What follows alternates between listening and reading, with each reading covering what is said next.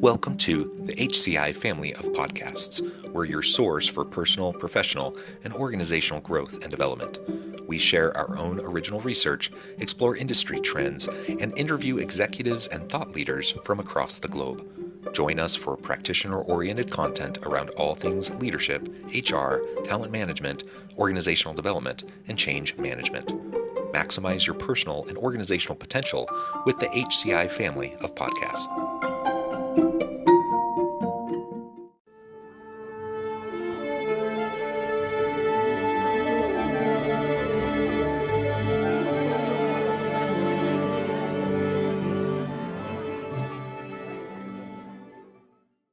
Dr. Danielle E. Williams, welcome. Thank you so much for joining us today. I'm just thrilled to be able to join Dr. Angela Schill for this interview. My name is John Westover. Angela and I are both at Utah Valley University in Utah, and this podcast is part of the Women in Business Impact Lab. Really, I want to start things off with a little bit of the background for Danielle, and I'll start with her bio. Dr. Danielle E. Williams is a servant leader that for over 20 years has worked in the fields of education, leadership, and healthcare. She holds degrees and certifications from Virginia State University, Norfolk State University, Harvard University, Nova Southeastern University, and is currently studying in the School of Divinity with Regent University. Her work in education and leadership has been presented during numerous conferences, workshops, and leadership seminars. And I could go on, but Danielle, I'm going to pause there. Anything else you would like to share with me and Angela and the audience before we dive on into the in-depth conversation? No, I think you can tell, though, from what you read, I love school. So I should go to the bumper sticker business and do a I love school. You know, we all do. That's why we're all professors, right? We're forever students. We're forever students. Well, Danielle, I just want to dive in and ask you if you would share some of your journey, how you rose to a leadership position in higher education, and what were some of the pivotal moments you had that helped shape your career, which 20 years and it's a long time. I know you guys are making me sound really old, but it feels like just yesterday. I grew up in a family of educators, right? My mom was an elementary school teacher. So education has always been around me, because when you have a mom that's a teacher, so are all her friends. All of her friends are teachers too. So your aunts, your uncles, people you associate with, you know, your family, they're educators. And so I grew up in a family of education. I honestly did not always know that I was going to be in education. When it was time for me to go to college, I knew that my mother would not accept my answer of, what are you going to do for the rest of your life? I wanted to say acting, and that I was going to be an actress, but I knew that that was not going to fly. And so I thought about, what could I say that people are on TV, but that you can get a college degree for. And so it became, I'm going to be a reporter or a news anchor. And that means I'm going to major in communications. And so that's what I did. I went to Virginia State University undergrad, and I majored in communications. I worked at a news station. I had an internship, and I really thought that that was what I was going to do until it became time to graduate. And my roommate, Jennifer, worked in the admissions office, and I wanted to come in and gossip with her every day as if we weren't going to see each other later. And the admissions director said that I could come in there and we could talk all we wanted to, as long as I helped Jennifer stuff envelopes. So I stuffed envelopes, I talked, but when you're doing something right, I have a mentor, Dr. Teresita Sass, who always says more is caught than taught, right? And so you'll hear me use the term caught taught, meaning I was taught it, but it was because I caught it, not because it was actually taught to me. Mm-hmm. And so I was stuffing envelopes and asking questions, and Jennifer and I were gabbing away. And at the end of that, I realized I need to have a job when I graduate. And I had been volunteering in the Office of Admissions. And so that's how I landed my first job. as a road runner. That's what they used to call it. And then recruiter, which is a recruiter. And so that's how I started. I started off as a recruiter. I started off answering the phone. I started off stuffing envelopes in the admissions office at my institution. And from there, I just kind of kept going. And I was recruited from there. I was actually recruited from my institution to teach. And so I taught English for a year at a middle school. And it changed my life. And I think it was the first time that I worked with students who had a different background than I did. And it started to develop my passion, right, for wanting to help students and really kind of allow me to work in what I consider my life's purpose, and that's to serve. You know, people read a person's bio and they use terms like servant leader. It sounds good, but that's really and truly who I am. I am a servant leader. I was born into this world to serve, right? And that is how I view every position that I get in. You know, there's a book, a very popular book that talks about you get accolades, degrees, and titles, but not for yourself. You get those things to help others. And so every position that I've gotten, I can honestly say I've used it to help others. And I think that's what's helped me to move on everywhere I went, and kind of broaden my horizon and enlarge my territory in education. You asked me, Angela, about pitfalls. Oh my God. I mean, the pitfalls were so deep. I thought that I was covered in mud half the time. Like, are you kidding me? You know, educators who love their work, they don't make a lot of money. Huh? Seriously? I felt pretty rich at home. You know, I was living at home. I didn't pay any bills. Everything was taken care of for me. But you know, that was my mother. That was, you know, when you're real life and you're having to get out here, you start to see. Yeah. And so some of my pitfalls were confusing, chasing, and just another term I use, chasing paper and not purpose, right? Chasing a dollar sign or a title. And so some of the pitfalls were just chasing the wrong thing and not staying true to the call and staying true to what it is I'm supposed to be doing, which is serving, right? And kind of feeling like, well, I have my master's now, so I need to make more money. And certainly when I got my doctorate degree, I need to make more money. And so I was doing some moving around based on that. Like, I should be making X amount of money. It wasn't until I had a position where I made the most money I had ever made. I made 6 figures. And I remember driving home and I called one of my best friends and I said, girl, we made it. We have made it to the mountaintop. I make 6 figures.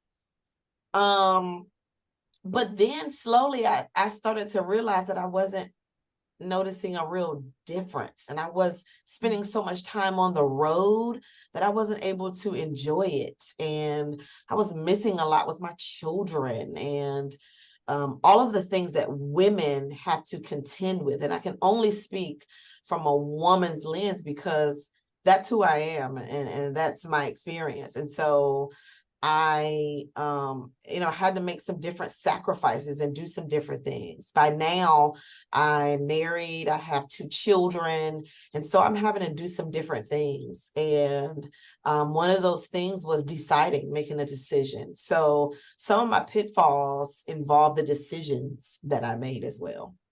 Can I drill down for just a minute, Danielle? Sure. You talked about, you know, as I heard you talk, you know, there's this point where you have this tension between, you know, educational success, career success, and you have to decide what your core values are and how you're going to move forward, right?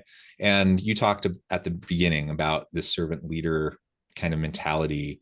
That seems to be one of your core values that has guided you throughout your career. Maybe can you just zoom in on that a little bit and explain to us what you mean by servant leadership? I think, you know, listeners know the term, yeah. But it probably manifests or means something a little bit different to different people. So what does that mean for you in your career, and how has that been how have you used that as a value to help guide you as you find yourself in those those different decision points of deciding to go chase more prestige, more money, whatever, versus I'm going to stay true to my values. I'm going to stay, with what I feel my life's mission is?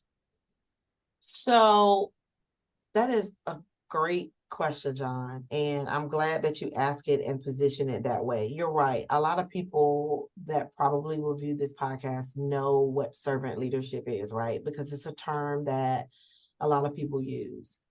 But I'm going to tell you about an experience that I had that I think will speak to what it is when I say servant leader. So during the pandemic, I worked at a hospital, and I'm an educator by trade. So imagine I have left this six-figure job, and I am now off to bigger and better and greater things. I was with that six-figure job for about 2 years. It took me 1 hour and 32 minutes every day to get home and go back. So it's 1 hour and 32 minutes each way. I was missing things with my children. At the time, my marriage was falling apart. There was a lot of the other stressors going on in my life. And then there was a decision not to renew my contract. It was at that time that I had to make a decision on what I was going to do next. And so that's one of the things that you talked about. You coming to a decision point and choosing a core value over chasing money. And I had a friend say, Danielle, you're really good at you're really good in education and speaking and teaching, and it seems to be a passion of yours. Why don't you try to become an educator in a healthcare system? And so I did. I applied for the position, one position, and I ended up getting it. And here I go to the hospital. Now, I've never worked at a hospital. I am not the first person to sign up for a doctor's appointment. I go and I have to only, literally, my toe has to be separated from my body in order for me to go. But here I am working at the hospital, and I love it. And then, the dreaded March 2020 comes around the corner and the world stops.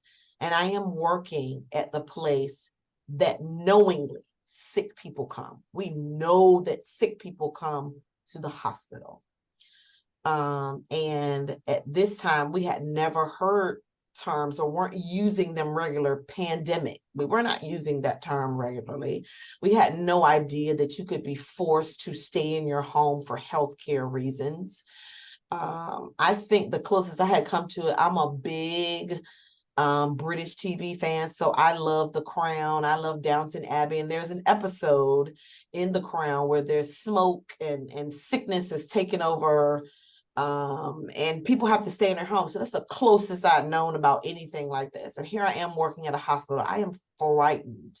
Not only am I working at a hospital, I'm keenly aware every day how many people are coming to that particular hospital, dying from COVID on a ventilator. And my hours are being cut. And so I'm going from being salary now to hourly. And I had to make a decision on what I'm going to do to continue to be able to feed my family. And I'm telling you this so that I can almost back you into when you talk about real deal decision making. And so here I am now with a doctorate degree, and I'm sitting at the front desk. We're typically volunteers who range in age from 60 plus to like 80 on, usually sit. And people who I've educated who've come into the hospital are now asking me, why are you sitting here at the front desk? You have a doctorate degree. Like, what are you doing? And I can honestly tell you, it was one of the most fulfilling things that I've ever done. And it was fulfilling because it tapped into my core value like never before: serving. When you can give of yourself to help someone else. And I'm doing a motion of lifting them up, because when you're serving someone, when you're taking from yourself, so I'm not worried about my safety, and I'm not worried about, can I get COVID? Can something happen to me? Because I'm knowingly sitting in the hospital day in and day out, where sick people are now walking in off the street coughing and saying something's wrong. And some of those people are ending up having COVID. And also, there's not just COVID happening in the hospital. They're still dealing with all of the other issues that people come to a hospital for. So I'm at the crux of life and death, literally every day. There is a melody that plays every time a baby is born in this particular hospital. And it's other hospitals do it too. So we would literally be hearing the melody and think, oh, wow, new life has come into the world. And then we're faced with someone walking in, and we can tell from what's in the system that they're here for comfort care, meaning their loved one is in their final moments, and they're having an opportunity to come visit them in their final moments. It was during that time where I saw the power of giving of yourself to help someone else that spoke volumes to me past a paycheck. And for me, I was making significantly less, but the peace I had, the joy I had, the fulfillment that I was able to go home with every day on some of what some may consider the worst days, the peace that I had because I was giving of myself to help someone else was priceless. And it was in that lesson that God showed me, doesn't matter how much you make. If you're doing what it is that you're called to do, if you're doing the thing that you were born in the world to do, your gifts will make room for you. I was at that time bringing home about $300 every 2 weeks. By the time they took out everything that they take out, I was literally bringing home about $320. How I paid my rent, I don't know. How I paid gas, I don't know. My children, of course, ate. They still had some. I was able to do, but I honestly, for me, believe it was because I was doing the thing that I was born to do, which is serve. And serving gave me so much peace that in that I made the decision to never, ever do any other job again if it doesn't speak to the core of who I am, if it doesn't allow me to work in my purpose. And when I looked back at the trajectory of my career, when I look back at what fulfilled me most, it came back to serving for me. Every role. When I was a middle school teacher, serving. When I was a road runner, introducing, I'll never forget meeting a young man in a gym, and I'm set up with all this college material, and he comes up to me, him and his mother, and he said, "What is this?" And I said, "This is a college fair, and we're all here recruiting people to come to our institution." And he looked at me. At this time, John, I am 26, let's just say, years old. That young man looked at me and said, "You mean I can go to college?" And I looked at him with everything I had in me, and I said, "Absolutely, you can." And to see the change literally in his eye, I will never forget that. And so I was able to carry that with me. And I think a part of me always was seeking to get that look, that feeling back again. And in my decision making to take these different roles, even the roles that I took for money, it was still, can I serve? It was only when I got into a higher position that I realized that I moved away from what fed my superpower. What feeds my particular superpower are college students. That's what feeds my superpower. So I know now that I can't ever take a position that will remove me from what feeds my superpower. My superpower is serving. What feeds that, students? Every time. Every time. Thank you. Thank you for that explanation and the background. And you know, Angela and I are in the OB and leadership space academically. You know, one of the concepts we teach and talk about is values congruence, and the ability to have the self-reflective nature sufficient so that you as an individual can understand your core values and recognize how they align or misalign with an organization, with a particular job role. That's really, really important. And, everyone has different priorities, different values.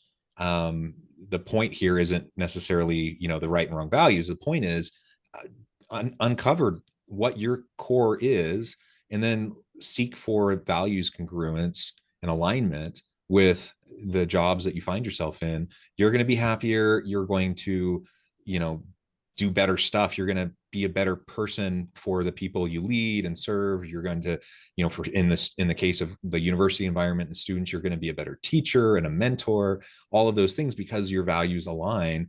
And so often, people find themselves in misalignment. And that's one of the reasons why you have, what we often call the midlife crisis, but it can happen at any time. It doesn't doesn't need to happen at midlife.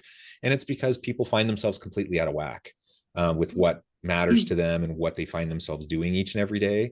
And so I appreciate your example of, having the willingness to not only discover that, but then follow in line with, what those core values are.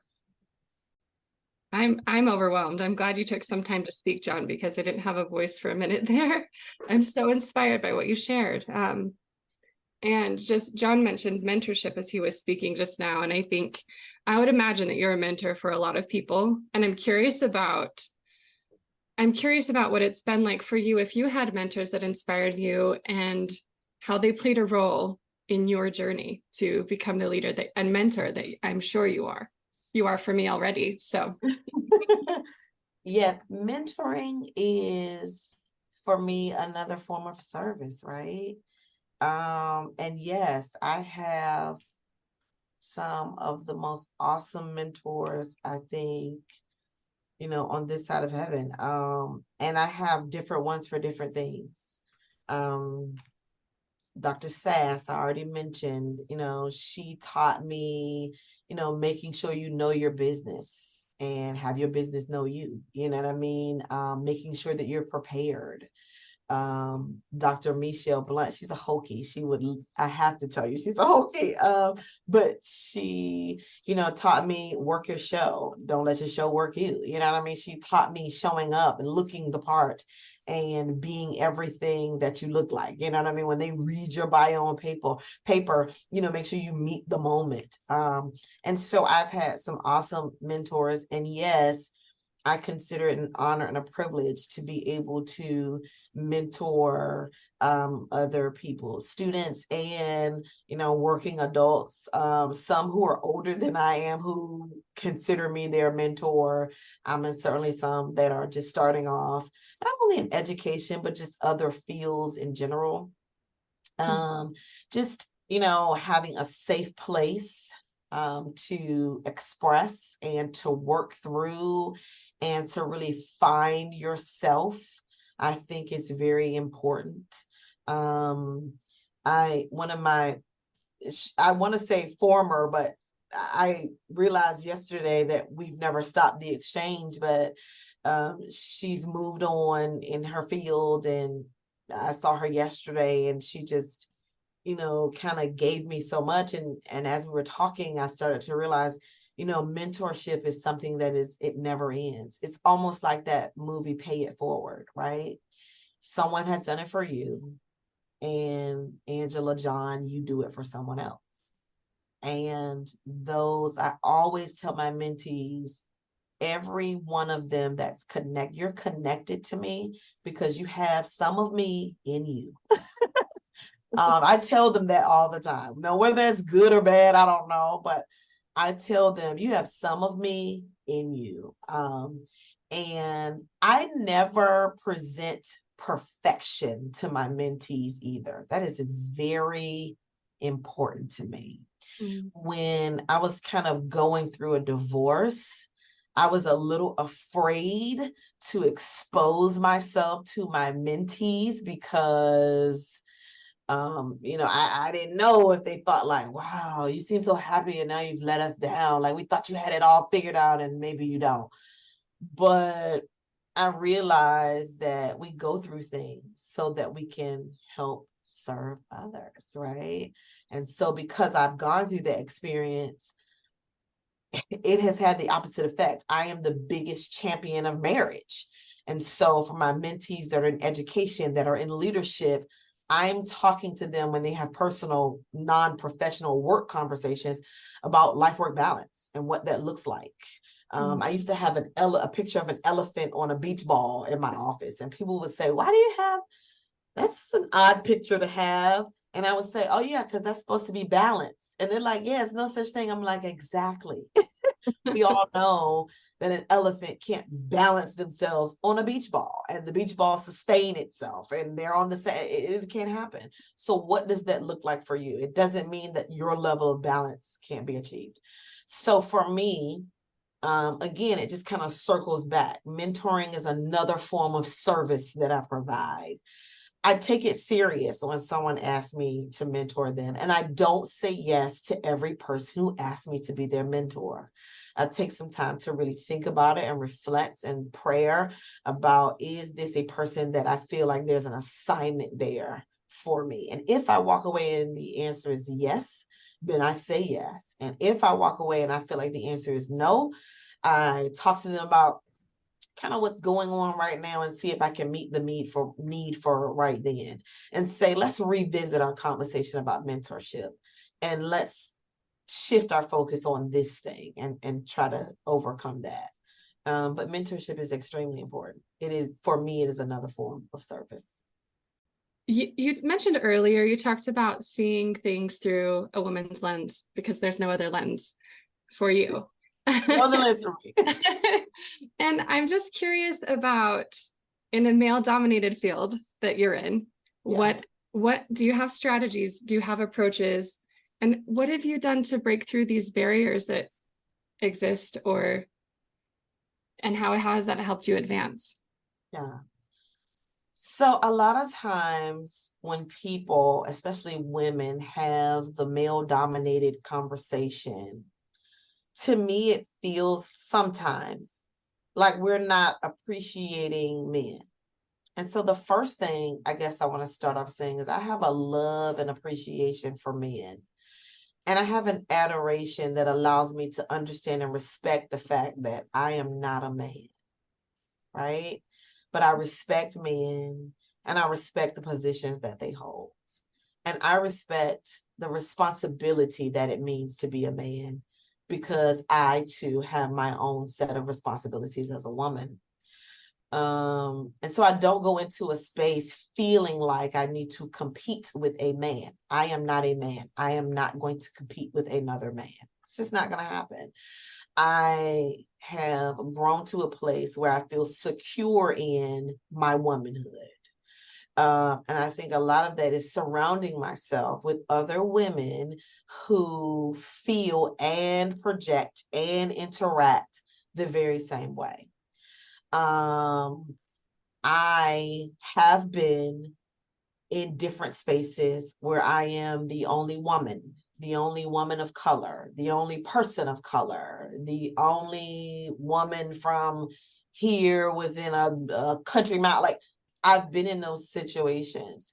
And I think because I've always been taught to be very inclusive, and I love difference, I learned so much more from difference than I do similar. I already know similarity. I already know that.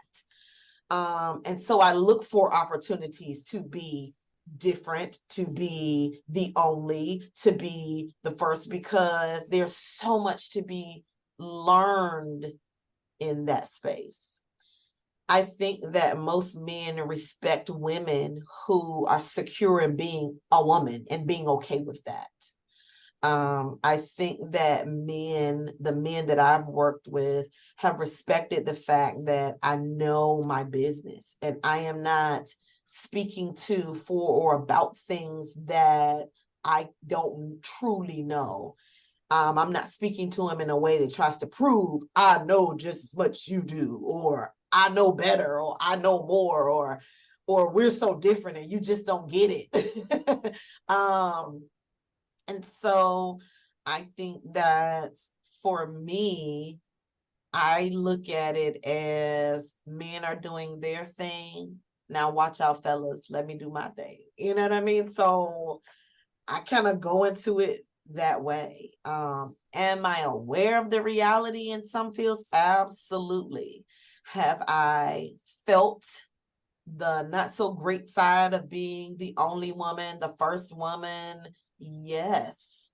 Is it a hard cross that bear sometimes? Yes. Do I get overwhelmed and want to say no, I don't want to do it? Absolutely. But that is why I kind of go back to center. I stay true to myself. I stay true to myself, and I do the best job that I can do. And I don't go into a space wanting to compete with anyone. I go into a space hoping that I'm making it better because I'm there, whether I'm the only, the first, or if it's a million of me. And that if we all have the same goal, then let's go after it together. Because you as a man, you have a certain skill set that I need, and me as a woman, I have a certain skill set that if we put those together, then we're going far. And so let's just do that. Let's just do that. I love that. It feels just, it's the diversity component in every aspect, and then value. Every aspect. There are some rooms literally that I go in that I can check off every box being there. I can check off every box. I can check off being the first, being the only. I can check those off. And like I say, some of those spaces have been difficult, and they have not all been great. I don't want to put it out here like everything's just great because I'm so self-aware. No, it was a journey getting here. Yeah, it was a lot of stumbling. I bumped into a lot of walls and hit a lot of glass before I thought, am I breaking through something here? Is this what? And think about the analogy we use, shattering the glass. When you shatter glass, if you were to shatter glass with your elbow or any part of your body, what are you going to have? You're going to have some scars. You're going to have some war wounds. You're going to cut yourself. So yes, I have those. I've earned those.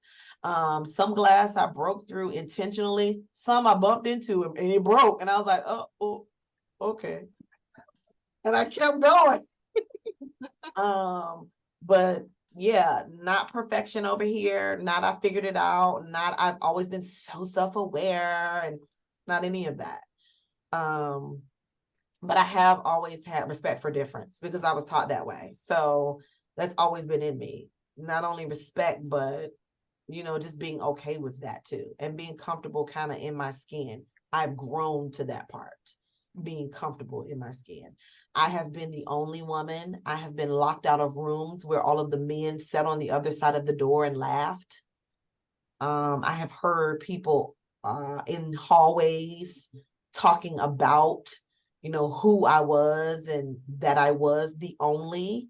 I have had people ask me, well, what do you want me to call you, when they're calling all of the men in their respective titles and roles. I've had other women say that to me. What would you like to be called? As if that was a question. I've had those experiences, and though they weren't easy at the time, I've gotten better for them. So I don't look at them as bad experiences. Thank you, Danielle. This has just been a really wonderful, moving conversation. I note the time. We're going to have to let you go and get on with your busy day here in just a few minutes. But before we wrap things up for today, I just wanted to give you a chance to share with the audience how they can connect with you, find out more about your ongoing work, and then give us the final word on the topic for today.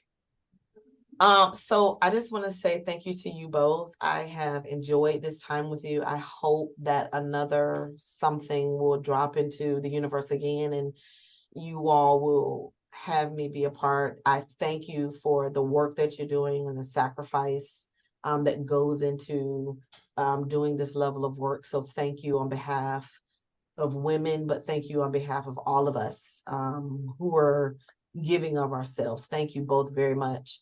You can find me any number of ways. I am at Norfolk State University. So you can get on the nsu.edu website.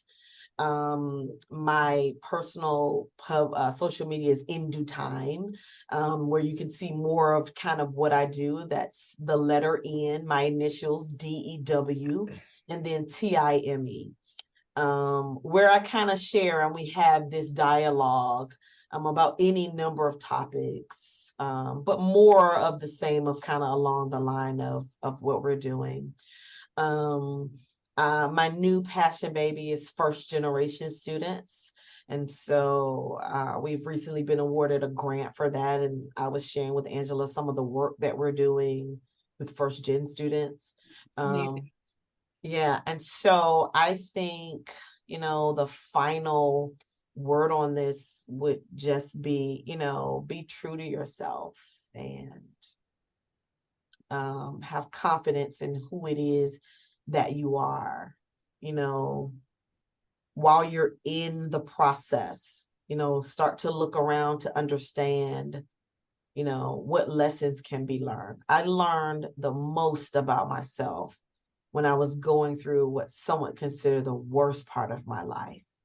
That is when I gained who Danielle really and truly is on good days, on bad days, in the face of adversity. Who are you really? So have that conversation with yourself in the mirror, because I believe those things spill over on what type of leader you are, what type of woman you are, what type of person you are, and be very aware of how you're using what you're doing, who you are, your position, your leadership to help serve others. Ensure that it's not so much about touting yourself and pumping yourself up, but how are you using those things to serve others, and just to be great always, in all ways. Be great.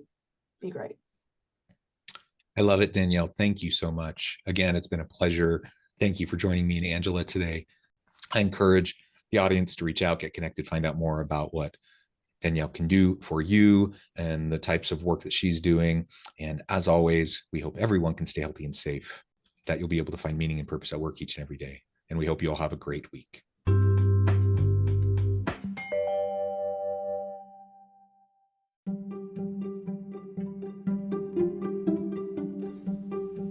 Thanks for joining us for this episode of the podcast.